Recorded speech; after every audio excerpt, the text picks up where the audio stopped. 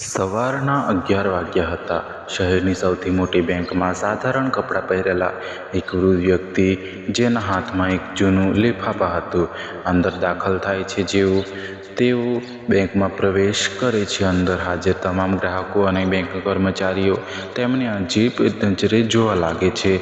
આ વૃદ્ધ વ્યક્તિનું નામ ચરણદાસ હતું. તેના હાથમાં લાકડી હતી અને બીજામાં એ જૂનું પરબીડિયું. તેઓ ધીરે ધીરે ગ્રાહકો માટે બનેલા કાઉન્ટર તરફ વધે છે. આ કાઉન્ટર પર એક મહિલા કર્મચારી બેઠી હતી. તેનું નામ સીમા હતું. બેંકની અંદર હાજર દરેક વ્યક્તિની નજર ચરણદાસજી પર ટકેલી હતી. ધીરે ધીરે ચરણદાસજી સીમા પાસે પહોંચે છે અને ખૂબ જ વિનમ્રતાથી કહે છે, "જુઓ દીકરી, મારા ખાતામાં કંઈક ગડબડ થઈ છે. તે બરાબર ચાલતું નથી." આટલું કહેતા ચરણદાસજી પરબીડિયું સીમા તરફ લંબાવે છે, પરંતુ સીમા ચરણદાસજીના કપડાં જોઈને તેમને પારખે છે અને કહે, "ક્યાંક તમને ખોટી બેંકમાં તો નથી આવી ગયા? મને નથી લાગતું કે તમારું ખાતું આ બેંકમાં હશે." ત્યારે ચરણદાસજી સહજતાથી કહે છે, "દીકરી, એકવાર તું જોઈ તો લે. કદાચ મારું ખાતું આ જ બેંકમાં હોય." સીમા પરબીડિયું રાખતા તેમને કહે છે, "બાબા, આમાં થોડો સમય લાગશે અને તમારે થોડી વાર રાહ જોવી પડશે." આટલું કહીને સીમા બેંકમાં હાજર અન્ય લોકોનું કામ કરવા લાગે છે. ચરણદાસજી ત્યાં જ ઊભા રહીને રાહ જોવા લાગે છે.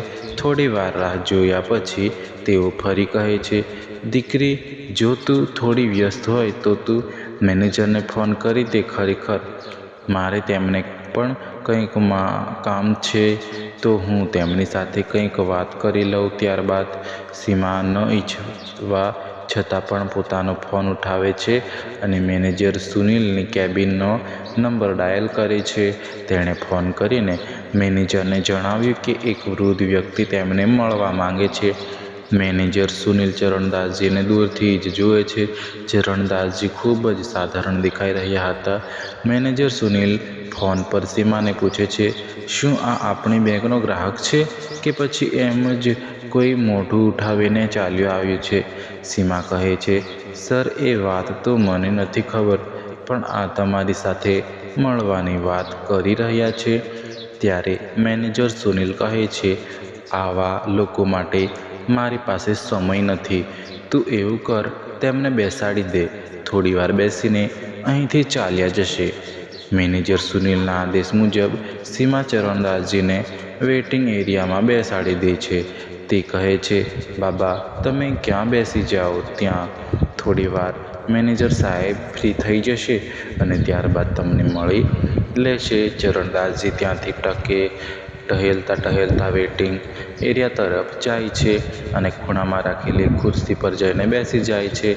બધા લોકો હજુ પણ ચરણદાસજી તરફ જોઈ રહ્યા હતા, કારણ કે ત્યાં જેટલા પણ ગ્રાહકો આવતા હતા તેઓ સૂટ બૂટમાં આવતા હતા, જ્યારે ચરણદાસજીએ સાધારણ કપડાં પહેર્યા હતા.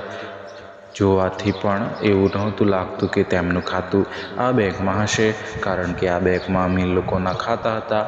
આ જ કારણે ચરણદાસજી આકર્ષણનું કેન્દ્ર બની ગયા હતા અને બધા લોકો તેમને ઘૂરી ઘૂરીને જોઈ રહ્યા હતા અને તેમના વિશે જાત જાતની વાતો કરી રહ્યા હતા. આ વાતો ચરણદાસજીને પણ સંભળાય છે, પરંતુ તેઓ આ બધી વસ્તુઓ અવગણે છે અને પોતાનો નંબર આવવાની રાહ જોતા રહે છે. તેઓ વિચારે છે કે થોડી વારમાં મેનેજર આવશે અને હું તેની સાથે વાત કરી લઈશ. બેંકની અંદર એક અન્ય વ્યક્તિ નાની પોસ્ટ પર કામ કરતો હતો, જેનું નામ અમિત હતું. અમિત અત્યારે બહાર ગયો હતો અને જેવો તે બેંકની અંદર આવે છે તો તે જુએ છે કે એક વૃદ્ધ વ્યક્તિ વેઇટિંગ એરિયામાં બેઠેલા છે, જેની તરફ બધા લોકો જોઈ રહ્યા છે અને તેમને ભિખારી કહી રહ્યું છે. તો કોઈ કહી રહ્યું છે કે આ બેંકમાં તો આનું ખાતું હોઈ જ ન શકે અને આ અહીં કેવી રીતે આવી ગયો? આવા લોકોને આ લોકોએ કેમ બેસાડી રાખ્યા હશે? આ પ્રકારની વાતો તેમના વિશે ચાલી રહી હતી. અમિત આ બધી વાતો સાંભળી લે છે. ત્યારબાદ અમિત સીધો ચરણદાસજી પાસે જાય છે અને ખૂબ જ આદર ભાવથી તેમને પૂછવા લાગે છે, "બાબા, તમે અહીં કેમ આવ્યા છો અને તમારે અહીં શું કામ છે?" અમિતને આ બધું ખૂબ ખરાબ લાગે છે કે તે વૃદ્ધ વ્યક્તિની હાલત જોઈને થોડો પરેશાન થઈ જાય છે અને આ જ કારણે તેઓ તેમને પૂછવા ગયો હતો. ચરણદાસજી અમિતને જણાવે છે કે મારે મેનેજરને મળવું છે અને તેમની સાથે મારે કંઈક કામ છે. આ વાત સાંભળીને અમિત તેમને કહે છે, ઠીક છે બાબા, તમે થોડી વાર અહીં રાહ જુઓ, હું હમણાં જ મેનેજર સાથે વાત કરીને આવું છું. ત્યારબાદ અમિત મેનેજર સુનિલની કેબિનમાં જાય છે અને તેમને તે વૃદ્ધ વ્યક્તિ વિશે જણાવે છે. પરંતુ મેનેજર સુનિલ પહેલાંથી જ તે વૃદ્ધ વ્યક્તિ વિશે જાણતો હતો અને કહેવા લાગે છે, મને ખબર છે, મેં જ તેમને ત્યાં બેસાડી રાખ્યા છે. થોડી વાર ત્યાં બેસશે અને બેઠા પછી ત્યાંથી ચાલ્યા જશે. ત્યારબાદ મેનેજર સુનિલ અમિતને કોઈ બીજું કામ બતાવી દે છે અને કહે છે, તું તારું કામ કર અને તારે આ ચીજથી કોઈ મતલબ નથી. હવે અમિત બીજા કામમાં લાગી જાય છે અને ધીરે ધીરે તે વૃદ્ધ વ્યક્તિને ત્યાં બેઠેલો જોઈને લગભગ 1 કલાક થઈ ગયો હતો. 1 કલાક સુધી રાહ જોયા પછી તેમણે આ વાત સહન થતી નથી. તેઓ ઊભા થાય છે અને મેનેજર સુનિલની કેબિન તરફ વધવા લાગે છે. તેઓ મેનેજર સુનિલની કેબિન તરફ વધે છે. મેનેજર જુએ છે કે તે વૃદ્ધ વ્યક્તિ તેની પાસે જ આવી રહ્યા છે તો તે તરત જ પોતાની કેબિનમાંથી બહાર નીકળે છે અને તે વૃદ્ધ વ્યક્તિની સામે ઊભો રહી જાય છે અને આકળાઈને પૂછવા લાગે છે, હા બાબા, જણાવો, તમારે શું કામ છે? ચરણદાસજી પોતાનું પરબીડિયું આગળ વધારતા કહેવા લાગે, બેટા, આ જો મારા બેંક એકાઉન્ટની ડિટેલ આની અંદર છે અને મારા બેંક એકાઉન્ટમાંથી કોઈ પણ લેવડ દેવડ થઈ શકતી નથી.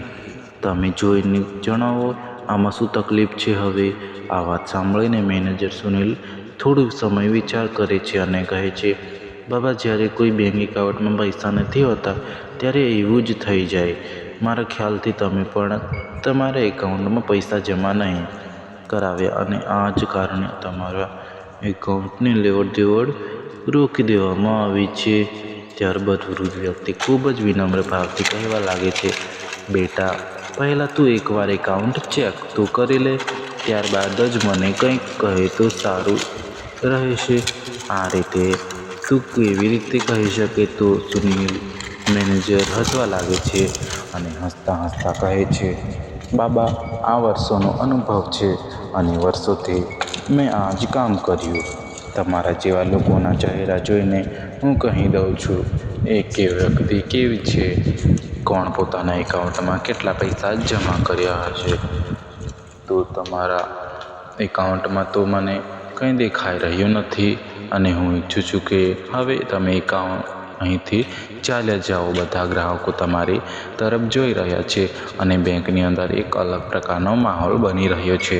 ત્યારબાદ ચરણદાસજી તે પરબીડિયું લિફાફા તેના ટેબલ પર રાખે છે અને કહે, ઠીક છે બેટા, હું તો ચાલ્યો જઈશ, પરંતુ તું આ લિફાફામાં જે પણ વિગત લખેલી છે તેને એકવાર જરૂર જોઈ લેજે. એવું કહીને ચરણદાસજી ત્યાંથી જવા લાગે છે અને જતાં જતાં જેવા તેઓ ગેટ પર પહોંચે છે તો તરત જ ફરીને કહે છે, બેટા, તારે આ બધું કરવાનું ઘણું ખરાબ પરિણામ ભોગવવું પડશે. એવું કહીને ચરણદાસજી બેંકના મુખ્ય દ્વારથી બહાર નીકળી ગયા અને ટહેલતા ટહેલતા ત્યાંથી ચાલ્યા જાય છે. ત્યારબાદ જ્યારે મેનેજર સુનિલને આ વાત સંભળાય છે કે ત્યારે ઘણું ભોગવવું પડશે તો થોડું તો તેને લાગે છે, પણ પછી તે વિચારે છે, ઘડપણમાં એમ જ કહી દીધું હશે, કોઈ પણ પ્રકારની તકલીફ નથી. મેનેજર સુનિલ પોતાના કામ પર ચાલ્યો જાય છે. અહીં ટેબલ પર તે લિફાફો પડ્યું હતું, જે લિફાફાની અંદર વૃદ્ધ વ્યક્તિના બેંક એકાઉન્ટની વિગત હતી. ત્યારબાદ જે અમિત હોય છે તે ત્યાંથી તે પરબીડિયું ઉઠાવી લે છે અને તેઓ પોતાના કોમ્પ્યુટર સર્વરમાં લોગિન કરીને તે લિફાફાની અંદર આપેલી માહિતી મુજબ શોધવા લાગે છે. શોધ્યા પછી જ્યારે જૂનો રેકોર્ડ તપાસવામાં આવ્યો તેને ખબર પડે છે આ જે વ્યક્તિ અહીંયા આવ્યા હતા તે આ બેંકના એક રીતે માલિક જ છે.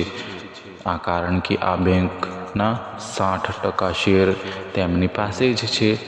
હવે આ વાત સાંભળીને તે ખૂબ જ હેરાન થાય છે અને વધારે સારી રીતે તે વિગત વાંચવા લાગે છે. તો વિગત વાંચ્યા પછી તે પૂરી રીતે કન્ફર્મ થઈ જાય છે કે આ જ બેંકના માલિક છે. ત્યારબાદ અમિત તે રિપોર્ટની કોપી કાઢે છે અને કોપી કાઢીને બેંક મેનેજર સુનિલ પાસે જવા લાગે છે. બેંક મેનેજર સુનિલ પોતાની કેબિનમાં કોઈ અમીર ગ્રાહક સાથે વાત કરી રહ્યા હતા અને તેમને જાત જાતની સ્કીમો જણાવી રહ્યા હતા. ત્યારબાદ અમિત મેં આઈ કમ ઇન કહીને કેબિનની અંદર આવ્યા અને આવવા લાગે છે. બેંક મેનેજર સુનિલ તેમને ઇશારો કરે છે કે ઇશારાથી પૂછવા લાગે છે કે શા માટે તું અહીં આવ્યો છે. ત્યારબાદ અમિત ઇશારાથી જે જણાવી દે છે કે આ એક રિપોર્ટ છે જે તે વ્યક્તિ જે અહીં આવ્યા હતા તમે તેમને એમ અહીંથી મોકલી દીધા હતા. એકવાર આના પર નજર નાખી લેશો તો સારું રહેશે. એવું કહીને અમિત તે રિપોર્ટ મેનેજર સાહેબના ટેબલ પર રાખી દીધો હતો. પરંતુ ત્યારે મેનેજર સાહેબ પોતાના તે ગ્રાહક પાસે થોડીવાર માટે એક્સક્યુઝ લે છે અને કહે છે, જો ભાઈ અમિત, અમારી પાસે આવા ગમે તેવા લોકો માટે સમય નથી. ત્યારબાદ અમિત ખૂબ જ આદરભાવથી મેનેજર સાહેબને કહેવા લાગે છે, જો તમે આને એકવાર જોઈ લો તો ઘણું સારું રહેશે. પરંતુ મેનેજર સુનિલ તે રિપોર્ટને આગળની તરફ ધકેલતા કહે છે, મારે આ નથી જોવું અને મને આવા ગ્રાહકોમાં કોઈ રસ નથી. એવું કહીને તેણે રિપોર્ટ અમિત તરફ લંબાવી દીધો હતો અને અમિત તે રિપોર્ટ ત્યાંથી લઈને પોતાના કામમાં લાગી જાય છે. બેંકની અંદરનો માહોલ હવે શાંત થઈ ગયો. બધા લોકો પોતાના કામમાં લાગી ગયા. ધીરે ધીરે સાંજ થઈ જઈ. ચરણદાસજીની વાપસી. બીજા દિવસે તે જ સમયે જે સમયે ચરણદાસજી આવ્યા હતા તે જ સમયે ફરીથી આવે છે. પરંતુ આજે તેમની સાથે એક સૂટ બૂટવાળી વ્યક્તિ હતી જેના હાથમાં એક બ્રીફકેસ પણ હતું. અંદર આવ્યા પછી ત્યાં બધા લોકોનું ધ્યાન પોતાની તરફ ખેંચે છે. ત્યારબાદ તેઓ મેનેજર સુનિલને પોતાની તરફ આવવાનો ઇશારો કરે છે. તો મેનેજર પણ ડરતા ડરતા પોતાની કેબિનમાંથી નીકળીને ચરણદાસજી પાસે આવીને ઊભો રહી જાય છે. ત્યારે ચરણદાસજી મેનેજર સુનિલને કહે છે, મેનેજર સાહેબ, મેં તમને કહ્યું હતું ને આ વાત તમને બહુ ભારે પડશે. તમે જે કર્યું પણ ગઈકાલે મારી સાથે કર્યું હતું તે બિલકુલ પણ સહન કરવા જેવું નથી. તો હવે તમે તમારી સજા ભોગવવા માટે તૈયાર થઈ જાઓ. આ વાત સાંભળીને મેનેજર સુનિલને થોડો ગભરાઈ જાય છે પણ વિચારે છે કે આ મારું શું કરી લેશે.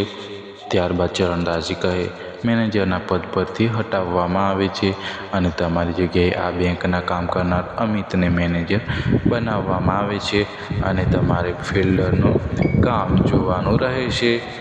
આ વાત સાંભળીને મેનેજર સુનિલ થોડો હેબતાઈ જાય છે અને કહેવા લાગે છે, તમે કોણ હોવ છો મને આ રીતે હટાવનારા?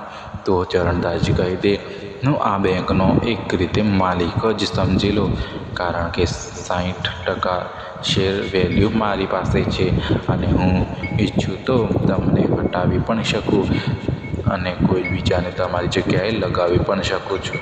આ વાત સાંભળીને બેંકની અંદર જેટલા પણ કર્મચારીઓ હતા અને જે ગ્રાહક ગઈકાલે પણ આ બેંકમાં આવ્યા હતા અને આજે પણ આવ્યા હતા તે બધા લોકો એકદમ હેરાન થઈ જાય અને ચરણદાસજી તરફ ફાટી નજરે જોવા લાગે છે. ત્યારબાદ તે વ્યક્તિ જે ચરણદાસજી સાથે આવ્યો હતો તે પોતાનો સૂટકેસ ખોલે છે અને તેમાંથી એક ડોક્યુમેન્ટ કાઢે છે. અમિતની પદોન્નતિ હતું, બેંક મેનેજર બનાવી દેવામાં આવ્યો હતો. ત્યારબાદ તે બીજો લેટર કાઢે છે જે બેંક મેનેજર સુનિલને આપી દે છે અને કહે, જો તારે ફિલ્ડમાં ડ્યુટી કરવી હોય તો તું ખુશીથી કરી લે, પરંતુ મેનેજર બનીને તું આ બેંકમાં રહી શકતો નથી. આ વાત સાંભળીને મેનેજર સુનિલના પરસેવા છૂટવા લાગે છે અને તે પોતાની ગઈકાલની ભૂલ માટે વૃદ્ધ વ્યક્તિ પાસે માફી માંગવા લાગે છે. પરંતુ ત્યારે ચરણદાસજી તેને રોકે છે અને કહે, માફી કઈ વાતની માંગી રહ્યા છો તને, અને હું કયા કારણ તમને માફ કરી દઉં? તમે મારી સાથે જે વ્યવહાર કર્યો હતો એ અમારી આ બેંકની પોલિસીની વિરુદ્ધ છે. શું તમે ક્યારેય આ બેંકની પોલિસી નથી વાંચી? અહીં ગરીબ અને અમીરનો કોઈ પણ તફાવત ભેદભાવ કરવામાં આવશે નહીં. બધાને એક જ પલડે તોલવામાં આવશે, અને જો કોઈ બેંકનો સ્ટાફ એવું કરે તો તેની સામે કડકમાં કડક કાર્યવાહી કરવામાં આવશે. તો ચરણદાસજી કહે, એ તો હું તારા પર દયા કરી રહ્યો છું કે તને કામ કરવા યોગ્ય છોડી રહ્યો છું. બાકી હું ઈચ્છું તો અહીંથી કાઢી પણ શકું. જે મારી સાથે કર્યું છે તે બિલકુલ પણ કોઈની સાથે ન થવું જોઈએ. તારી બેંકમાં કામ કરનારો અમિત, જેના હાથમાં કંઈ પણ નહોતું, છતાં પણ તેણે મારી પાસે આવીને પૂછ્યું અને મારા માટે કંઈક કરવા ઈચ્છ્યું, તો આ પોસ્ટ માટે તે સાચો હકદાર છે, જેથી તે ગ્રાહકોને સારી રીતે સમજી શકે અને તેમના કપડાં જોઈને તેમને જજ ન કરી શકે. એવું કહીને ચરણદાસજી સીમાને બોલાવે છે અને સીમાને પણ આ વાત માટે ઠપકો આપે છે અને કહે છે, હું પહેલેથી ભૂલ સમજીને તારી આ ભૂલ માફ કરી રહ્યો છું, પરંતુ બેંકની અંદર કોઈ પણ વ્યક્તિ જો આવે તો તેના કપડાં જોઈને જજ નથી કરવાની. તેના વિશે શાંતિથી જોવું જોઈએ. જો તે મને પહેલાં જ સંભાળી લીધો હોત તો આ મેનેજર પાસે મારે ન જવું પડત અને મારે વધારે અપમાનનો સામનો ન કરવો પડત. ત્યારબાદ સીમા હાથ જોડવા લાગે છે અને તેમની માફી માંગવા માંગે છે અને કહે છે, બાપુજી, મને માફ કરી દો, મારાથી બહુ મોટી ભૂલ થઈ ગઈ. ત્યારબાદ ચરણદાસજી પાછા જવા લાગે છે અને બધા લોકોને કહીને ગયા હતા કે અમિત પાસેથી તમારે ઘણું શીખવાની જરૂર છે અને તેનાથી જેટલું થઈ શકે એટલું શીખી લો. એ તમારા માટે સારું રહેશે. હવે હું વચ્ચે વચ્ચે અહીં કોઈને મોકલતો રહીશ, જે તમારી આ હરકતો વિશે સારી રીતે મને રિપોર્ટ આપી શકે. એવું કહીને ચરણદાસજી ત્યાંથી ચાલ્યા ગયા અને બેંકનો આખો સ્ટાફ આ વિશે વાત કરવા લાગે છે અને વિચારે છે કે હવે સારી રીતે કામ કરવું પડશે, ક્યાંક આગલી વખતે તેમનો નંબર ન આવી જાય. આ વાત વિચારીને આખી બેંક સુધરી જાય છે અને બધા લોકો સારી રીતે તે બેંકની અંદર કામ કરવા લાગે છે. ચરણદાસજીનો આ કિસ્સો ચારે તરફ ફેલાઈ ગયો હતો અને બધા લોકો તે બેંકના વખાણ કરવા લાગે છે અને કહે, માલિક હોય તો આવા હોય, કારણ કે મોટાભાગના માલિકો પોતાની બેંક ખોલીને ચાલ્યા જાય છે. પછી પાછળથી મેનેજર કેવા પ્રકારના કામ કરે છે, પાછળથી કોઈ પણ કર્મચારી કેવું કામ કરે, તેમને આ ચીજથી કોઈ મતલબ હોતો નથી. પરંતુ ચરણદાસજીએ પોતાના માલિક હોવાનો પૂરું કર્તવ્ય નિભાવ્યું અને તે કર્મચારીઓને એક સારો પાઠ ભણાવ્યો. જય હિન્દ, જય ભારત.